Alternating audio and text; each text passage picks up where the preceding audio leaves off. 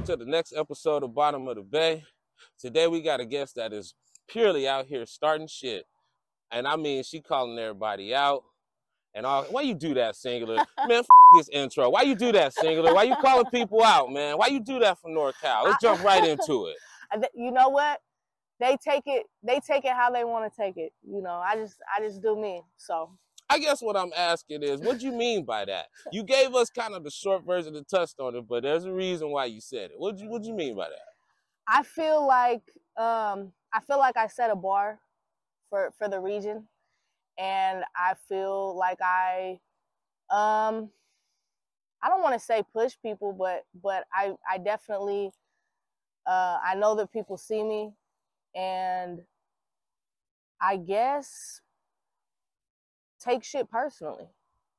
Okay. It's not personal though. There we go. Today, I promise you. We got Singular in the house, man. She is like a vet out here, even though she is like new and fresh to everybody's face. Like, she keeps good music going. Her videos is wild. And today we're about to get into what she got going. So Singular, welcome. Appreciate you. That's what's up. That's what's up. So the song Everybody actually do slap. And I am glad that you addressed that. And I said that's the first thing I'm going to ask you when I jump on this camera. But you did ended up making it like it wasn't purely focused on talking about people. You got music in you. You make great songs. With that being said, Slapmaster, why haven't y'all done a full like concept album together or anything yet? Oh, we have. I mean, me and Slapmaster have been working since 2015. He's produced most of my music. But yeah, we've been working for a long time. We have a huge body of work together. I think a lot of people don't realize how long I've been making music. Mm-hmm. But if you actually go and you look into my catalog, you'll see that I have about, I want to say like 5 albums under my belt since 2015. I stopped making albums. My last album was 2019 because right now I'm really focused on singles. But Slap and I have a huge compilation of work together. So you just got to go and find it. Look like y'all actually put out like a whole project he produced from top to bottom type stuff? Or because from what I got is he sprinkled throughout your whole catalog. I want to say, I mean, there's like albums where he produced like 80%. And most of my singles for like the past, I don't know, or maybe not past, but from like 2015 to like 2018 were like damn near produced by him too. So my next album just might be strictly me and him, but right now I'm not focused on albums. So yeah, but yeah, most of my production has been done by Slapmaster. What you focus on right now then? Singles and videos. Okay, and you trying to drop those like how consistently? As fast as I can pump them out. Okay. And to be honest, with the singles, it's easier because, you know, I work with one engineer. I'm with Luigi at Legacy Studios in Richmond, so I'm with one engineer, and I do most of my I do like 90% of my own cover art. So most of that is just on me, getting in there, getting it done, and getting it out. As far as the videos, that's more so, you know, involving other people's work and other people's time. And I'm going to be switching up a lot of how I do my videos. This man, you can't see him, but he's standing behind the camera. He's SM Visuals. He's one of my main directors. So what we're going to be doing mostly throughout this year is he's going to be shooting for me. I'm going to be editing, and then I'm going to be sending them out for effects. Cause I'm just on a different type of time than most people. And I'm here to work. And a lot of people, they act like they want to work, but they're not really here to work. You know, I can't wait 3 months, 4 months to get a video back. Right. I need that shit back now. Cause this is the kind of momentum that I'm on. This is the kind of time that I'm on.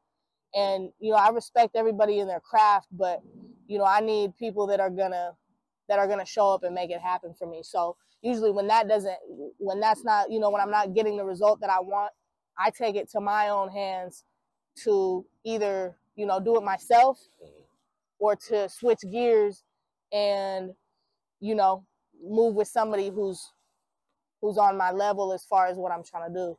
And again, you know, no disrespect to what anybody else has got going on, but, you know, it's depending on how you move or depending on what you're trying to do, there's certain things that work for you and certain things that don't. And I'm about what works for me.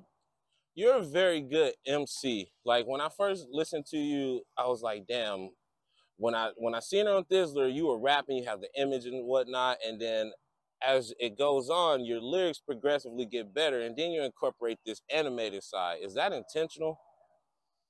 What do you mean? I mean, I've always been animated. Okay, that's more of what I'm talking about, like the animated, like you're almost like the Missy Elliott type, like the Baby type, like your videos is like, damn, what the hell am I watching type thing. Yeah. All that's intentional? That's just me. That's just me. And I feel like when I first started rapping, I didn't give a fuck. I was almost on, you know, like the Eminem type shit on the, you know, the Bazaar and, you know, we're not even really talking about anything. We're just rhyming and saying the most fucked up, weird shit that we can possibly say. But you was nice with it. And then, you know, this is before I recorded a song. I mean, this is me like writing in my notebooks at, you know, 9, 10, 11, 12 type shit. You know, me recording myself off a computer mic, like anywhere near the type of shit that I'm on now. Right. When I got my distribution deal, which I owed a Slapmaster, he got me my distribution deal with Empire. It was almost like I tried to switch gears from what I was doing naturally because I wanted to try and have a more mainstream sound. And so, you know, I took what I was doing and then I tried to get beats that I thought, you know, were going to be more popular to the radio ear and stuff like that. And, you know, I never regret any music I ever made, but I feel that once I kind of got over this, you know, let me try and do not what they want me to do, but, you know, let me try and kind of switch my style up a little bit to sound, you know, more something that would be on the radio or whatnot. Once I got over that and I was like, fuck that, that's when I really, you know, came more into who I am as an artist. And I've always been, you know, the fuck the industry type. And a lot of people were like, you can't be like that, you know. It's, you know, be a tomboy, but, you know, try and, you know, give them a little bit more of a feminine soft side. And I was just tired of hearing it and was like, you know what, fuck this. I've been doing me from the jump, you know. How am I gonna not do that? So I just did me. You've definitely been leaning into it a lot more these past few years. So I'll give you that for sure. As far as, like you said, people want you to be soft, people want you to be hard. You showed your ass cheeks in the video not too long ago. What the hell is that? Like I wrote that down as a question too. Like, bro, why are we seeing ass cheeks? Like, what's going on, man? So the whole point of Sing Shady, right? And the video's not out yet, but the idea of Sing Shady, right, which is a remix to Eminem Slim Shady.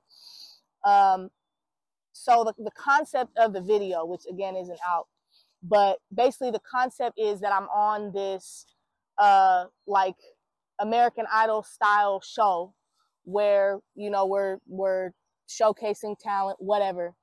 And there's this, you know, girl, I look like a straight up Guido. I look like I'm straight off Jersey Shore. Guido? I haven't heard that in hell of a while. Which I am. I mean, you know, I'm Italian, but so yeah, basically, you know, I'm on the show, right? And there's this, you know, fucking hot girl, whatever, right? No talent whatsoever, but because the judges think she's fine and she's attractive or whatever, you know, they're fucking with her. And I'm there, you know, as myself, singular, right? And the real talent, right? And they're not fucking with me because I don't fit the image of what, you know, society says a woman should look like and be and act.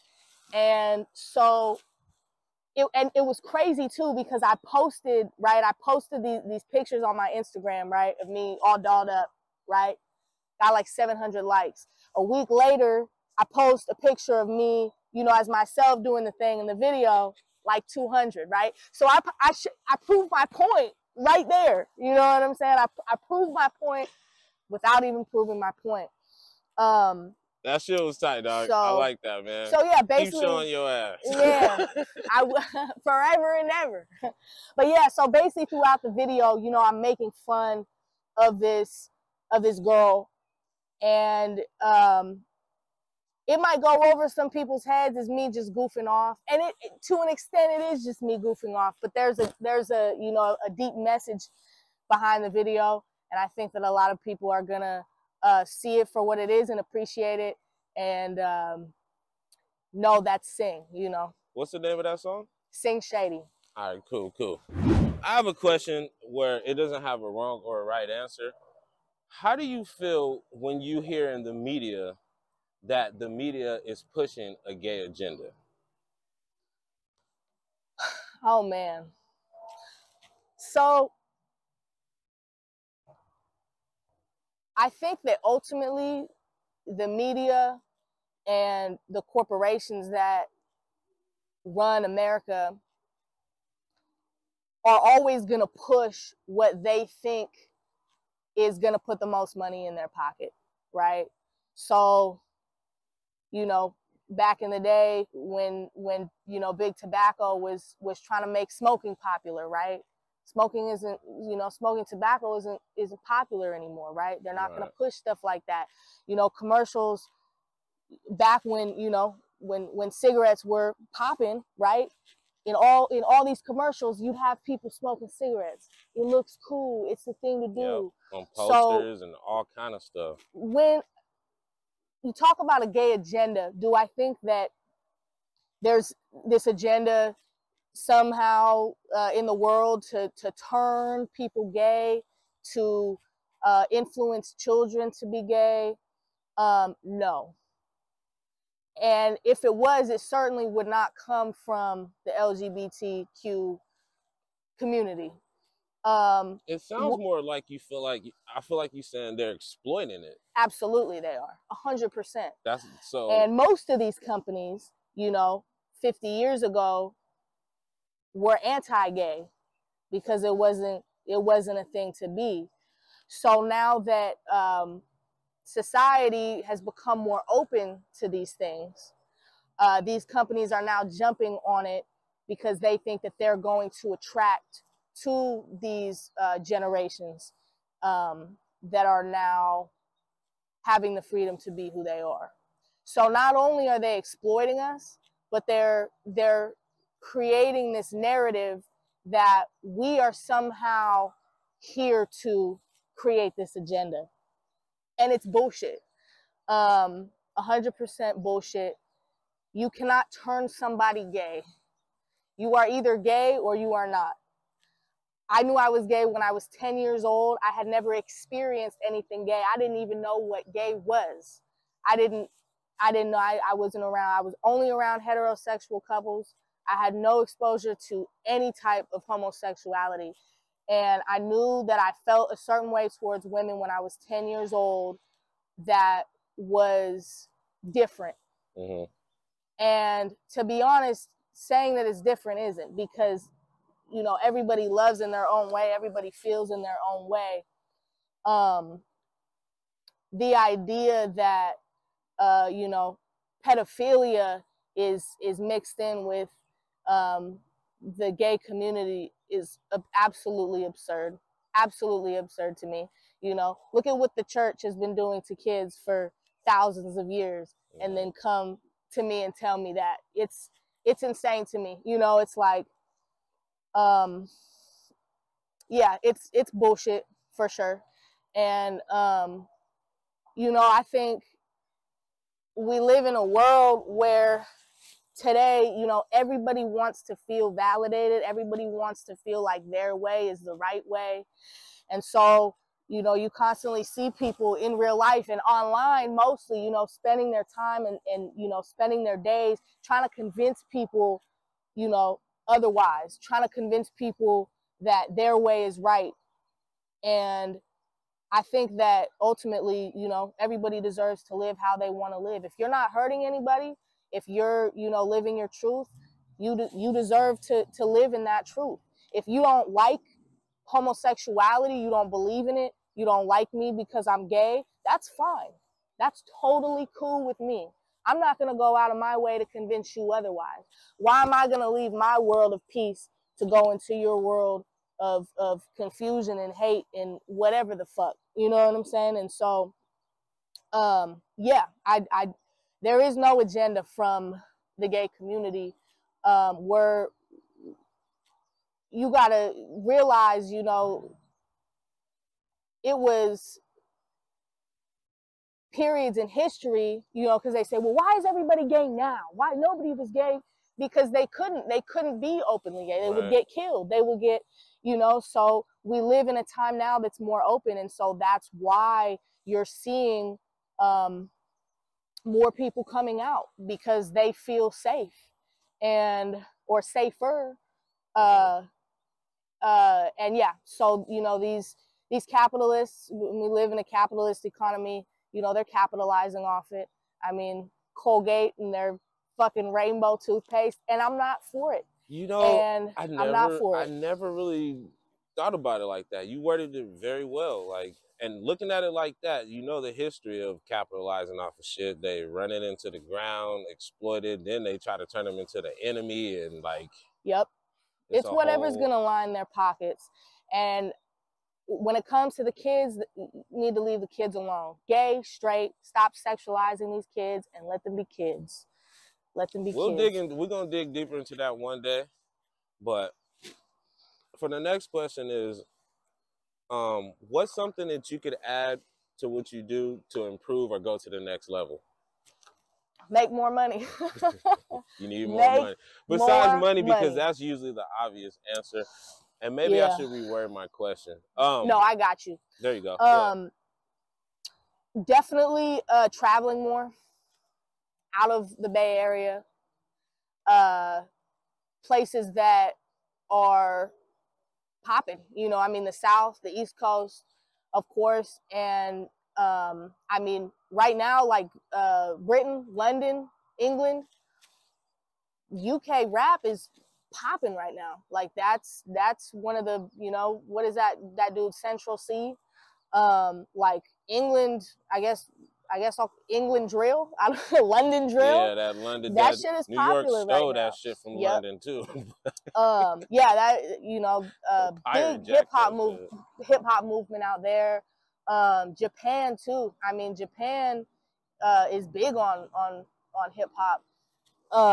So you talking about like not just local, also overseas. Yeah, no. You're trying to actually get out there. Absolutely. So yeah, definitely traveling more.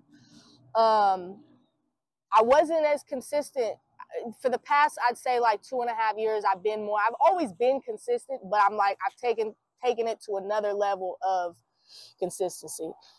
And I'm just gonna continue to do that.